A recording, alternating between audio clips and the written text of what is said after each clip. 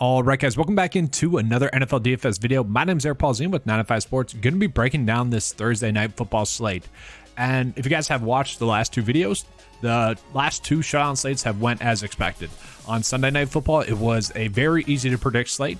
A lot of people were able to have some great builds. On Monday Night Football, it was an ugly slate, which was expected. So this one, I would say, is definitely in between that. Okay, it's not one where you're staying away from like on Monday Night Football, but it's not one you're going like gung-ho about like you were on Monday Night Football. So we'll see. I do think there is a decent lineup path. We have a couple of good values that can open up a strong lineup path for you on the slate. So, you know, it'll be an interesting slate. So if you guys enjoy this coverage, make sure to give a like and subscribe. That does help out the channel a lot. So let's get into the picks. So I'm going to start off with Houston because it is kind of a straightforward approach with the Houston Texans on this slate. So Davis Mills, no, I will not be paying up for him. He's been pretty bad, minus a couple of games in which it wasn't shocking to see him produce. Okay, sucked against Tennessee. That was a little bit shocking to me. Easy matchup there. So he's someone I'm staying away from. Yes, for Houston, the only player that you really want to pay up for is going to be Dameon Pierce. The issue with him is that if the game is a blowout, like if the Eagles are winning this game by halftime by a few scores, or even going into the fourth quarter, he's not going to be on the field as much because we're going to see Rex Burkhead getting a lot of the passing down work. Now, some people might be saying, what about Dare Ogunbowale? He saw 7 targets in the last time that they were down. He played in 12% of the snaps in that game. Okay, so no, I'm not chasing Dare Ogunbowale there either. Okay, so I would say it would be Rex Burkhead if they're playing from behind. So you can do a game script build based off of that if you guys want to go that approach. From there, Brandon Cooks most likely going to play. It seemed like he was sitting out the last 2 practices because, well, 1, he's a veteran, and 2, because it was reported that he might be being traded. Okay, he is currently questionable. Now, if he does sit, then maybe someone like Chris Moore becomes someone you're looking at. Okay, he'd be a good value. But if he does play, I think he's a fine price point play. Someone that could easily get to 10 DK points. Someone that could easily score a touchdown. I mean, he is due for a touchdown. Now, I know his Eagles defense has been great, but only 1 touchdown in the year for Brandon Cooks, playing a lot of snaps, getting a lot of targets. Like, he is their top passing option in that offense. So it wouldn't be shocking to see him have a good game. I'm not particularly going on my way for that. But I will say the number 1 play, I think, on the slate, given the price point, would be Philip Dorsett, especially like flex-wise. So Nico Collins is out, and Philip Dorsett is going to see a majority of the snaps in this game. In the last game, Brandon Cooks played in 89 and 81% of the snaps. Philip Dorsett, on the other hand, played in 54% of the snaps 2 weeks ago, and then last week, 83% of the snaps. So kind of regardless of how this game turns out, I think it will be Philip Dorsett. He has always been a solid like backup receiver in this league. Like, he can get open. If you need to force him the ball, he's fine. Not someone you're particularly building your offense around, though. I do think at 4K, it is a strong price point play. Saw 5 targets in the last game. Should be a solid floor play if those 80 or so % of snaps are going to be there again. We'll just look at Nico Collins for you guys for example purposes. He had been a guy that had been highly consistent as well. So pretty much what I'm essentially doing is I'm going to take Nico Collins' role and project that onto Philip Dorsett's role and hoping that we get like 8 DK points or so. Price point wise, great value. Now, Chris Moore has been someone that's been playing a lot. I don't like the price point. I'd much rather pay down for Philip Dorsett, who's playing more snaps. But yes, if Brandon Cooks is out, then he is someone you could look at. I did mention Rex Burkhead. He could be a price point play for people because they game scripted. They go heavy on the Eagles, stack the Eagles a bunch, and thus they're playing Rex Burkhead, hoping that the game's a blowout, hoping that the Houston Texans are going to have to pass.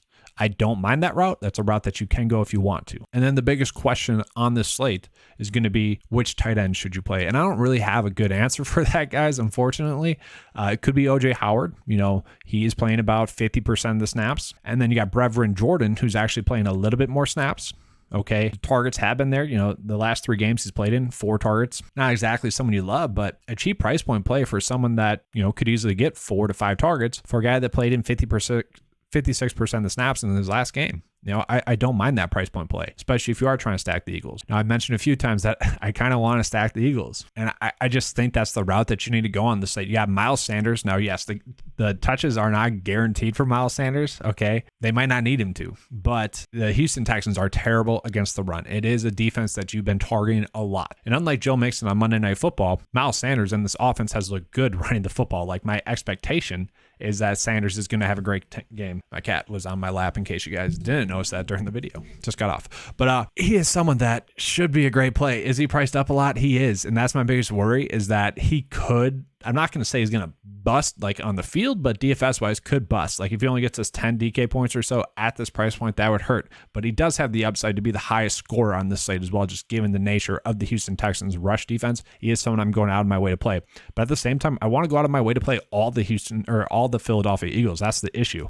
Like Jalen Hurts, yes, the Texans pass defense has been a little bit better, but that's literally because it's easy to run the ball against them. So my idea or my thought process is, well, Jalen Hurts is probably going to get some more rushing attempts, some more designed rushing attempts in this game because that is the Texans' weakness. So I want to play Jalen Hurts, and I do think he's going to get over like 16 DK points. He has had that floor thus far this season, so that is the route in which I want to go. And then from there, A.J. Brown and Devonta Smith are both plays that should be in the winning GPP lineup. Okay, A.J. Brown literally broke the slate last week going against Pittsburgh. Obviously a bad pass defense, but the targets have been consistently there for him this whole season. His lowest target share had been 7 targets in a game. Obviously playing a lot of snaps, playing the second most snaps on offense behind Jalen Hurts, I guess the lineman as well, but definitely someone I think we need to go out of our way to play on this slate. And then from there, Devonta Smith, like I want to figure out a way to fit all these guys in there. Now, sure, is he priced up a little bit too much? And I'll give you guys his flex salary here. Yeah, probably. Okay. But at the same time, it wouldn't be shocking to see him go for 15 DK points. It wouldn't be shocking to see him get 20 DK points. Is the chance of him getting less than 10 DK points there tonight? It is. Okay. I would say A.J. Brown, definitely the player you want to go out of your way to play. Devonta Smith, if you have to fade him, you can. That's kind of how I'm ranking it. I'm ranking it Jalen Hurts, Miles Sanders, A.J. Brown. Those are the 3 that I need to play for the Eagles. From there, I want to play Devonta Smith. I'm happy to play Dallas Goedert as well. Like Dallas Goedert has been a safe stud, okay? And at this price point, he is kind of like the most mispriced player on the slate, given his role, given his safety and floor. Like every game thus far this season has been over 10 DK points, except for week 1 against Detroit, and then except for Dallas. Now, he did see 6 targets in that game as well. And he has been playing a lot of snaps as well, guys. Okay, I misspoke about A.J. Brown earlier, okay? The snap counts on the season, the average snap count on the season is Devonta Smith, 92% of the offensive snaps, Dallas Goedert, 87% of the snaps, and A.J. Brown, 84% of the snaps. They're all playing a bunch of snaps. That's my point, is that they're all playing a lot of snaps. And with that, that increases their floor, that increases their DFS points. So I do want to be chasing all those players, which makes, obviously, this slate very difficult, I think. So price point wise, I could see myself putting Dallas Goedert in the captain spot and hoping that Miles Sanders or Jalen Hurts don't completely go bonkers on the slate. Maybe you go with Philip Dorsett. Hope that he is the value play on the slate. Hopefully he does get 10 DK points, and as price point kind of helps you be able to put out a profitable lineup.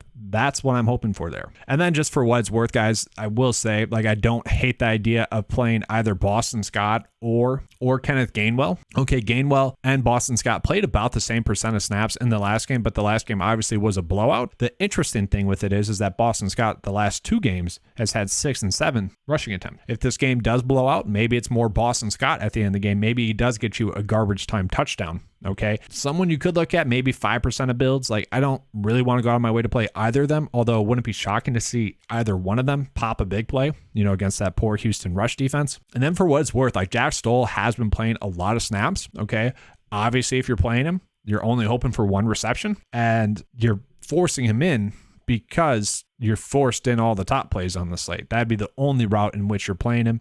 1 reception to pay off for you could happen. I would have loved this build if we could have made this build work. A little bit frustrated that it doesn't work here. That's a little tilting right there, because it should be a decent floor build there. That's unfortunate. Oh man, that's frustrated there. It is. I will say, like, Eagles D just priced up a little bit too much for me. I know they've been great thus far this season, and DraftKings thinks they can break the slate, go for 15 DK points. They certainly could. I guess if you think that, maybe just put him in the captain spot. I don't know. That's risky. It is Thursday Night Football. Some weird stuff does happen. I am having a tough time closing out this build, guys. I have 4,000 left over. Don't love it. I don't mind the idea of playing Dorsett in the captain spot. It just opens up a lot of the build, but there's no one I particularly want to go out of my way to play then. So I'm struggling to close this out. Maybe Dallas Goedert, maybe take the floor, that safe production that he's kind of had. 2.7 left over to close it up. Maybe Boston Scott, I guess. I don't know. That's tough. I don't love this. I don't love closing this build out this way. That's rough. And ideally, I would like to fit in Dameon Pierce or Devonta Smith. I'm going to try to find a way to make this work, guys. I'm not going to have a build for you guys for this one, although the plays are kind of easier to spot. The lineup process is a little bit difficult, so I apologize for that. Not as straightforward, like I said, as that Sunday Night Football slate. All right, that's all I have for you guys for this video. Hopefully you guys enjoyed it. If you want to use the NFL DFS DraftKings lineup optimizer for the slate, it is available for $10 a month, included in the 9 to 5 membership. Other things that are included in that are NBA DFS and PGA DFS lineup optimizers for DraftKings, as well as the cheat sheets for those sports, as well as the premium golf package has all the data and stuff that you would, well, way more than what you'd need to succeed in PGA DFS as well. All right, thanks for watching, guys. Let's have a good slate. And as always, let's keep cashing.